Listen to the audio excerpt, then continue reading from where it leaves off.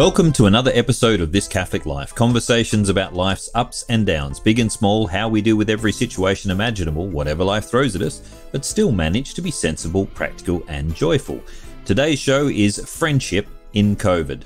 In a world where technology allows us to stay in touch with friends from all over the world, even when we're not allowed to see each other in real life, what are the ups and downs of friendships? What are we missing? And what makes a true friend in this time and in all times? I'm your host, Peter Holmes, and today I'm joined by Rian Galliott, artist, resident geek, and co-host today. And friend. And friend. Yes, definitely the friend part. And also, speaking of friends, Cormac McCaughan, philosopher, sports fan, and co-host as well, and friend. Okay, I was wondering whether I was going to get that or not. I'm glad we're there and we sorted out that piece of our relationship, Peter. I was holding my breath. You've been listening to our previous episodes. In the anniversary episode, we had a bit of a shot at Cormac, and he took it as a friendship thing, which I'm glad. I was talking to an American once, and they were quite horrified that my boss, mocked me, as in teased me, and it's just not done in the American context, and certainly not. He introduced me saying, "This is the young man who causes me all the trouble," and he thought it was horrifying, and then he realized, oh wait, you're his mate. So you're allowed to say that. Okay. Didn't you just reply and say, in Australia, we speak the truth? Or? Yeah. All right. The topic of friendship has come up a lot lately, as in people are very lonely, and some people are struggling with loneliness, and also just the lack of regular activities, the things that we used to, like casual hangouts, the sports, friendship groups, work, all these things that we normally rely on for staying in touch with people have taken a hit lately, and we're stuck indoors a lot of the time, although you could go outside, but it is winter, so we're spending a lot of time indoors. Friendship has become, I think, more important, and keeping in contact and staying together, all those sorts of things. What about you guys? Have you found more or less important to have friends at this time?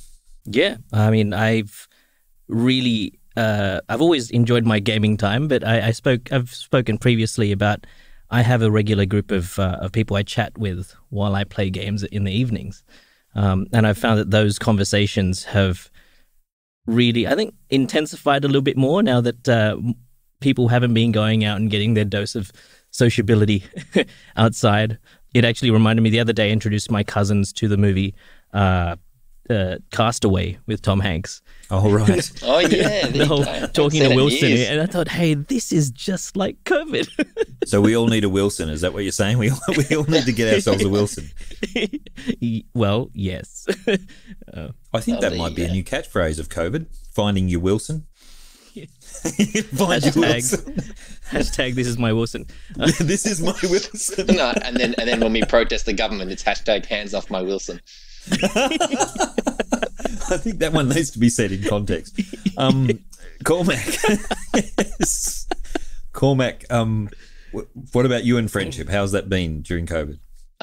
Well, something I have become more aware of, actually, is especially in the time where we have to, I guess, be more intentional about the times we have with friends. And so it's not just about, we can meet up like we always used to. We have to think of time and place, and whether it's going to be convenient and whether it's going to be crowded, or, and I found I've done more trips to the park with kids and other dads, and it's just like, all right, we're gonna have to meet up at the park in the daytime, as opposed to rendezvous at the pub on Friday night to watch the Roosters beat the Broncos again or something like that. And it certainly made me aware as well about the friends I have who are either interstate or regional or a considerable distance, who we'd normally want to plan ahead for. So we normally would want to drive down and see some friends. It might be in Melbourne, it might be north of the border in Queensland, which has only just recently opened, was closed for a very long time. And those kinds of things we can't just do it freely anymore. And so that does create, I guess, reflect on my more sensitive side when it's there, is, I guess, that longing to reach out and reconnect. And that for all the fantastic, WhatsApp group conversations you can have, or the video calls and Zoom chats and things like that. That is not an endorsement of Zoom. I just used it as an example of many platforms. There is that longing for that that personal For the reconnection. record, This Catholic Life does not use Zoom to record. Go on. No, that's my point. Just you talked about there time for reflection, time to think, time to really consider things. Do you think this time has made us sort of reflect on not only what friendship is, but on the friendships we have? I mean, I've found myself reevaluating. I'm in contact with these people a lot, but now that I'm not in contact with them, are we still? Is the friendship based on a casual acquaintance, or do we just happen to pass each other by a lot, or is there something that I actually miss and want to seek out when I'm missing it? Do you know what I'm talking about there? Yeah, I guess I certainly do, but I think that also runs a risk, just in that last bit you said there, of making it, what do I get out of this relationship kind of thing. And I think that's it's an interesting, I guess, take on it, is about well, now hang on, you're twisting my words a little bit there. I said seek them out. Like, so if I'm missing it, sometimes it can be that I really miss just being able to be there for a friend. It doesn't necessarily mean I'm saying what they give me. I'm just saying that there's a certain element of a relationship that you really do miss when you don't have it. And there's other times when you just happen to be hanging around the place. I've noticed it when I've moved interstate several times, that you kind of find out who's your friend on the long term because people will stay in touch. Whereas most of the people that you hung out with where you were, it was circumstantial. You just happened to be in the same place and it was convenient to be in the same place. That's a good distinction, I think. Yeah, and I guess that's a really useful point that people do really think about. I guess that what quality time actually is, and then recognizing that we're not here for a long time. Life is short. Life is short. But not to. Sorry, it's an overused point. But we have.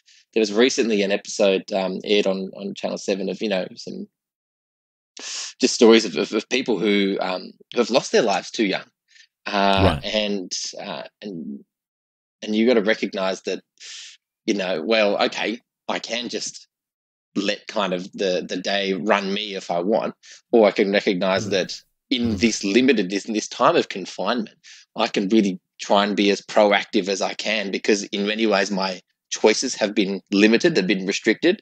So how do I then maximize? How do I do it to I guess engage more deeply with those who I really do care about most, or who maybe need me the most at this time? Yeah, that's a good point. The ones who need you, like Jesus says about the Samaritan. Who was a neighbor to the man, not who should I be a neighbor to. Who needs me right now. That's a good point.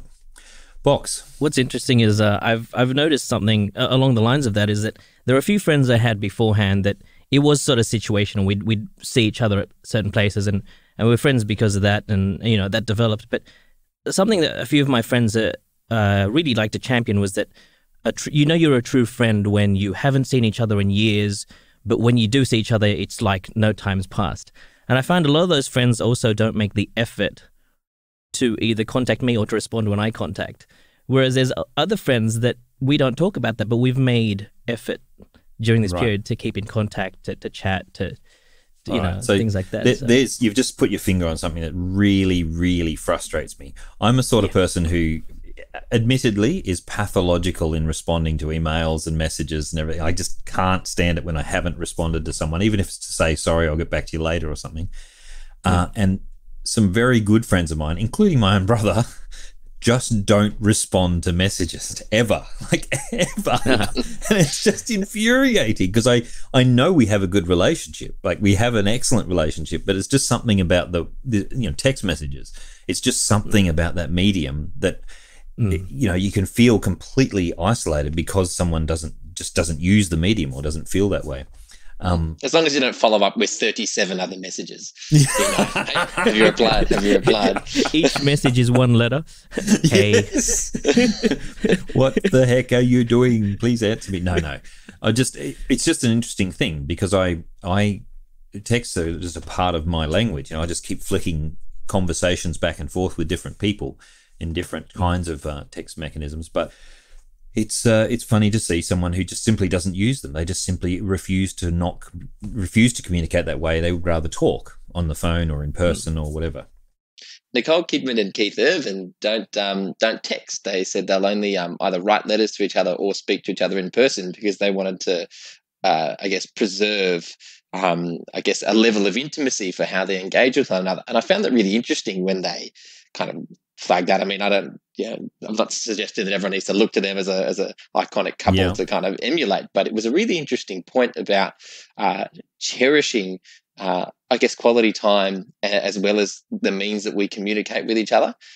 Yeah. Well, texting's good for information. So when my wife sends me a shopping list, it's excellent for that. It's just not so great for actually communicating anything where it might be misunderstood or might be understood as being snippy or something like that. It's a weird sort of relational thing. Although it's funny, my wife and I, when we were dating, made a pact with each other we would never, ever hang up the phone. Never. Until we'd both agreed that the conversation was over. So it was one of the things none of those, no, you hang up. No, you hang up. No. You have not met my wife if you think that. No, I love you more. She would not be involved in anything so pathetic. She would be quite willing to hang up, in fact. It was more about if we ever got angry with each other, we'd never just hang up. And what you can do with a text is kind of snippily flick off a text and never answer the next one, which is, I think, the text equivalent of hanging up, if you just stop talking to someone. The text sort of communication or online communication of any kind, Facebook or Twitter or whatever it is, does lend itself to many misunderstandings, and we tend to get fairly snippy, don't we? I mean, not us necessarily personally, but you see it online that something which could have been interpreted more charitably suddenly gets taken the wrong way, and then people are going back and forth more angrily. Someone was saying they'd lost over a third of their friendship list. This is an American friend.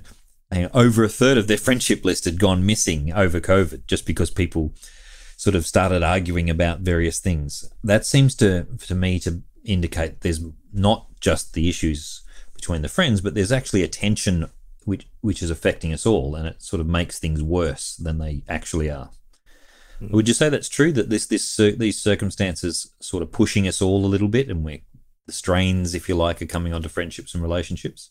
I found there is that kind of what they call it, cabin fever, definitely cabin fever happening. Yes. That it sort of plays. When they had those psychological tests where they'd play a high pitched sound in the background and see how it affects everyone. I feel like it's that kind of pressure, and everyone just got the little bit of agitation coming into every conversation, and you just got to say one word or say one thing, and suddenly things blow up a little bit, and then people realize where it's gone and sort of bring it back down a little bit. I haven't really had that so much in my experience, but I have witnessed it. I work in retail, and yeah. Well, I mean, I have to say, when we were watching a news thing on, you just look at the news channels and watching a news report which was saying that New South Wales might be coming into a wave of the COVID stuff. Yeah, and one of my children said a word that I don't normally let them say, and I went to correct them, but I thought, no, that about sums it up. That's a good summary of the situation accurate, right there. So, yeah. Isn't this the time, though, when friendship actually matters, when things are under strain, when things get tougher, especially when friends might be losing jobs or struggling financially, and what we're seeing is that that's more likely to happen to more and more people as we get further into this crisis. And just mental health. I mean, people with friendships struggling, their personal anxiety, financial strains, all these kinds of things coming together. It's going to be a time when friendship matters all the more, and it's going to become more difficult to be a good friend to people. Yeah, I think that's the point, Peter. That's exactly where I think it'd be really great to really unpack for a minute here. Just that, friendship does really matter more, but the circumstances make it harder. So I think it's like, we need to be better friends. Great. How do we do that when, say, there might be, restrictions coming through that, restrict our movement, say, for exercise? It's like, okay, well, maybe we could exercise together as friends. But, people who are particularly lonely and then vulnerable as a result at this time, well, maybe you can't go to their house and visit them. But we've talked about how that personal connection is really important, being in someone's presence. So it's a tough one that I guess that from a policy perspective anyway, it's hard to address because it's kind of, I guess, the main response this time has been pitched as the economic consequences versus the health consequences, but health being in the sense of the number of people that contract the virus and the strain on the health system. But the big crack between it all is, well, what happens to the people who lose their jobs or are already vulnerable for their mental health? It's something that I don't think we talk about enough. So great to chat more about that. Yeah, and I think, honestly, it's the thing you said right at the start there is, how do you do it? That comes back to what a friendship is. So a friendship surely is not about, just me wanting to hang out with someone or play Xbox. Not that there's anything wrong with Xbox, but I'm just saying. No, definitely not. No. A friendship, we can talk about that offline. A friendship is more about flourishing of somebody else. So when you care about somebody else enough to want them to flourish. Now, in that case, if it's about their flourishing, there's all kinds of ways we can contribute to that which are selfless, that don't have to involve me being there, if you like, physically. Now, clearly, physical presence is one very important way. We're incarnational beings. We have a body, and those bodies actually communicate. It's very serious and important. If you really want to make me happy, send me a pizza. You can be there. There's gestures of friendship. I was going to say, what if I lost my job, Peter? Well, I'm not saying I did, but one of my very dear friends actually sewed a face mask and sent it to all her friends.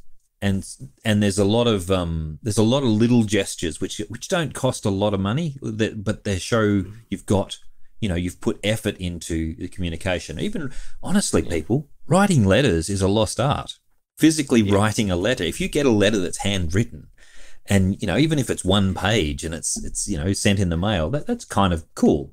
As long as your letters aren't like those short messages you get on your phone. Like, hi. Hi, don't forget the carrots. Love. Yes.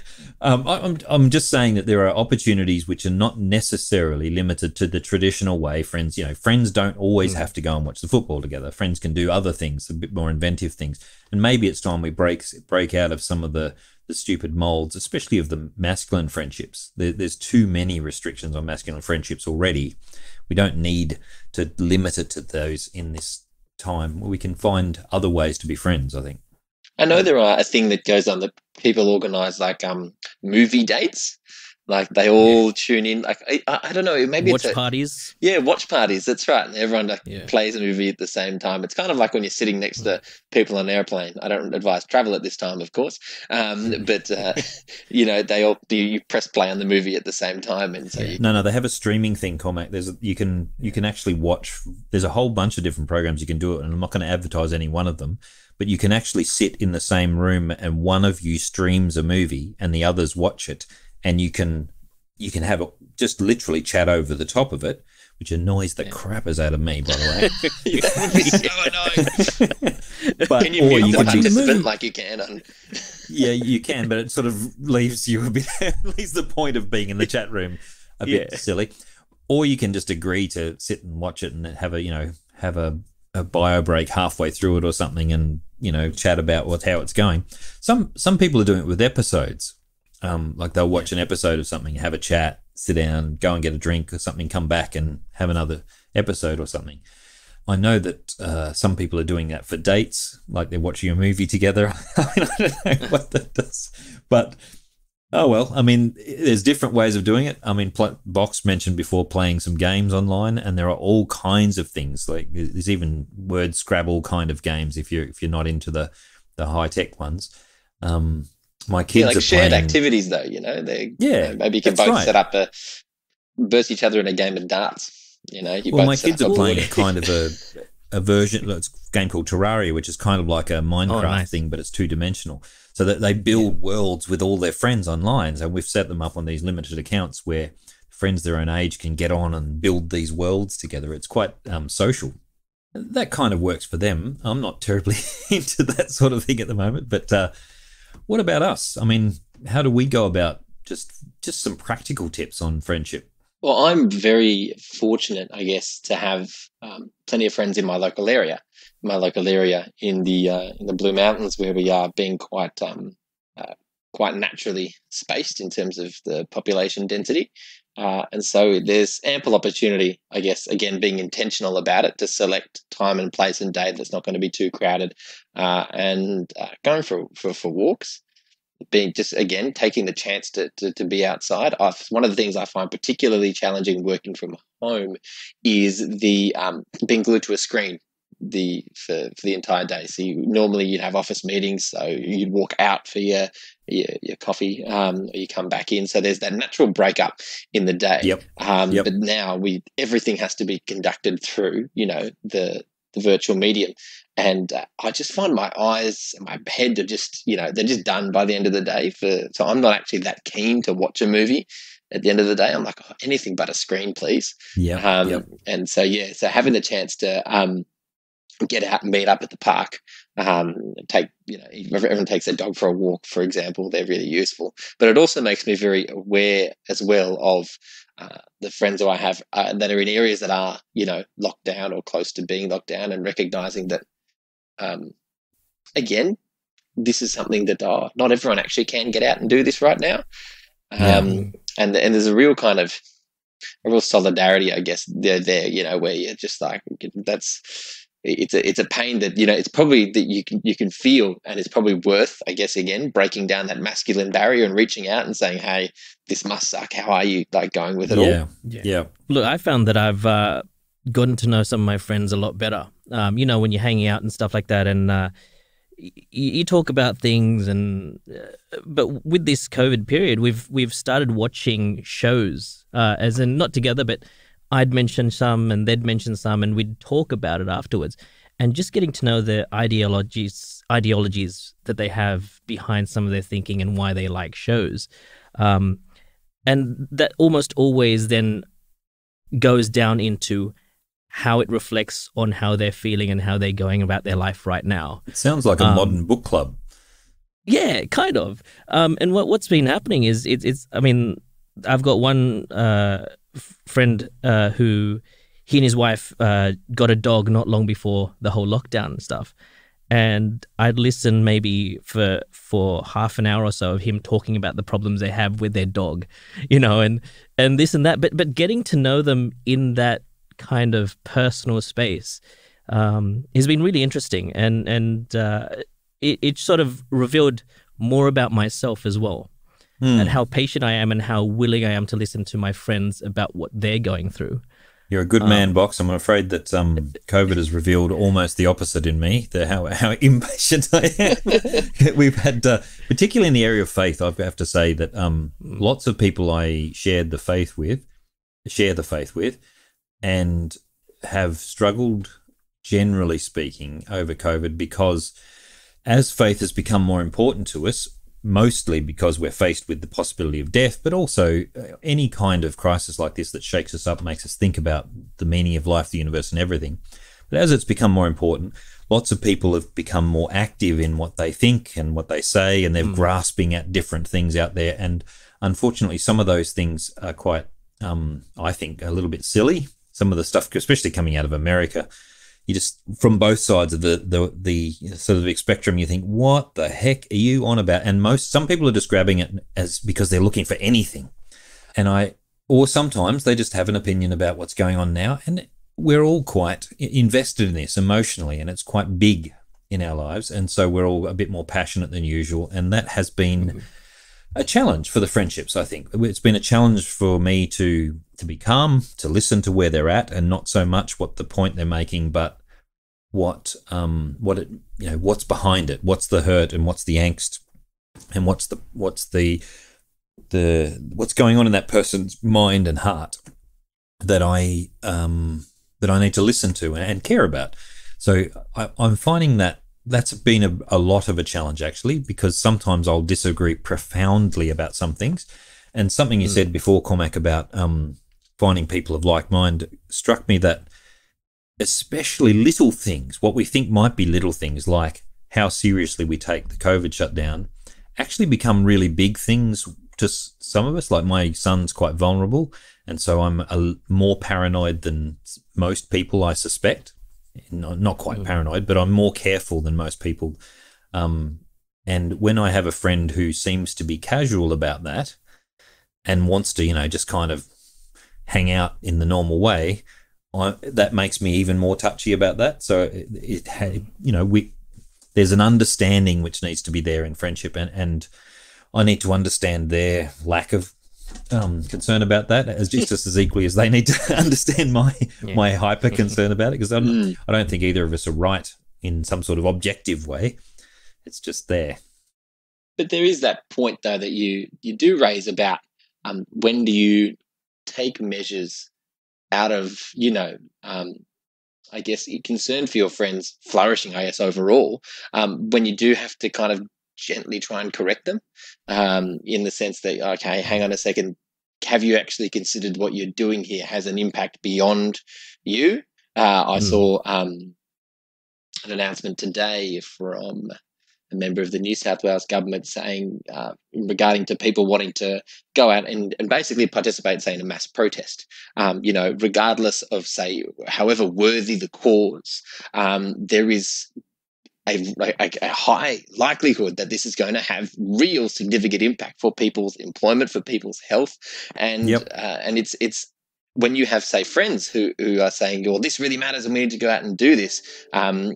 It'd be interesting, in this time where everyone's a little bit tense and people really want to get outside and get involved in things again, to how do you, I guess, navigate a tough conversation with a friend to say, actually, this really might not be, the right thing to be doing. And how do you engage with that without, I guess, souring your relationship too much? Telling them they're an idiot isn't a good start. But saying perhaps, is there a way?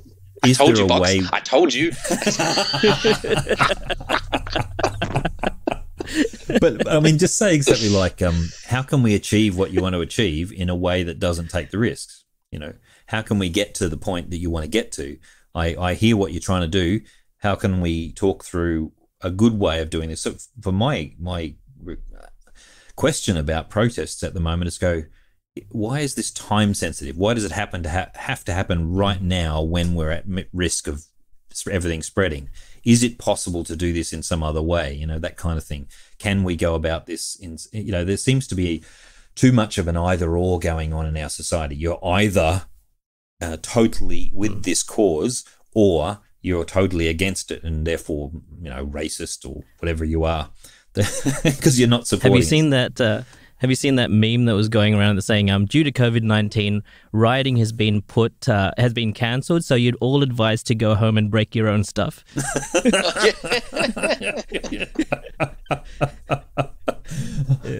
All right.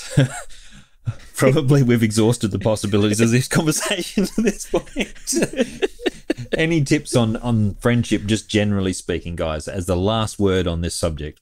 Box, I'll lead with you. Look, I was just reflecting on the fact that this is an answer to my prayers during ministry, which has helped me to understand people. And I see this now as that opportunity to genuinely understand the people with who I claim to be my friends. And if they are my friends, then why am I instantly wanting to, not hear their problems? I genuinely now have to try to challenge myself to understand for the matter of my faith and keep my own faith up in doing so as well. Cormac. Yeah, Box, can you give him my stuff back? What stuff? I just want to say actually that Box and I have been friends for a very long time, and Peter, it's been wonderful to almost get there with you. We're almost there. Right. But I just want to say I really enjoyed just being able to see you both virtually. It's great to reconnect, and we should hit each other up for a virtual beer sometime. It'd be great. I like Box's little inside there. Virtually and virtuously. There you go. Yeah. And Mike, can we bring Mike in? Can I say that? Yes. Hello. There you go. Mike, the producer, has been a constant friendship in my life in the last year, and obviously before that, but very seriously in the last year, as we've produced an episode a week. So it's good to have his voice in there as well. I'd have to say that we're a little bit too tied to habits. And I found that finding new ways to express friendship has been an interesting challenge. Like, I used to hang out with my friends in certain ways, and I got really surly when I couldn't do it anymore. And I can't have a barbecue. I can't have the friends around. I can't, all those things. And yet what I found is that really silly little things, some things have worked, some didn't. At one stage I was having a coffee break at my normal 3 o'clock time when I normally either go to sleep or get some coffee. As in, I have to get coffee or I'll go to sleep. And I've just linked up on a video chat with someone who I would work with normally and just sat there and had a coffee with them, not talked about anything in specific, just hung out as if we would sort of meet in the coffee room. And that's been a little bit liberating, because I feel like whenever I get into a video thing, I feel like it's a meeting. We've got to talk about something substantial instead of just hang and just shoot the breeze and do nothing. And I've had a couple of whiskey dates with a couple of mates late at night. We raise a glass, half an hour, sitting together, have a quick whiskey together, and that's been a good thing as well. But just little things, just sending things. A good friend of ours have just had a baby, and just sending, like, it doesn't spread COVID if you cook the meal, take it round to them, leave it on the doorstep, make sure it's not, it's covered in the right ways, and that's one way to be friends and still show you care and not have to spread anything. All right, that's it for this week's podcast. If today's discussion got you thinking, arguing with your podcast device, let us know. If you've got some more tips on friendship, we'd love to hear them too. You can subscribe to the podcast at thiscatholiclife.com.au or drop us a note on Twitter, Instagram, Facebook or Discord. Leave us a review on iTunes if you can. That helps other people find our podcast. Remember that this is a uniquely Australian Catholic podcast, and we think that's an idea worth getting behind. So tell your friends. Before we go, it's time for shout-outs. Cormac. Yeah, I'd love to give a shout out to all of our friends who are in areas that are a little bit more locked down at the moment, who aren't able to get out as much. We're praying for you. We think about you often, and we really are looking forward to catching up with all of you on the other side, which there will be, and it will come. Cool. Box. Small business owners, especially those who have to do with a lot of the Australian-owned produce. With the fires and then COVID, it's been really tough for them. I know a lot of them are closing down and everything, so shout out to you guys. But also, my Facebook friends out there, I'm sorry, not sorry, for my posts during this COVID time. Food, movies, whatever, yeah. Yeah, if it's food and movies, you're still doing positive things, that's good. I'm going to shout out to those people who are friends, some long distance friends, but who are friends but have COVID and are currently in hospital trying to struggle with that. We pray for you every day and for all of those who are affected by it, and we pray that that will be your healing will come and that not very many other people join you soon. That's all for now. Thank you for listening to This Catholic Life.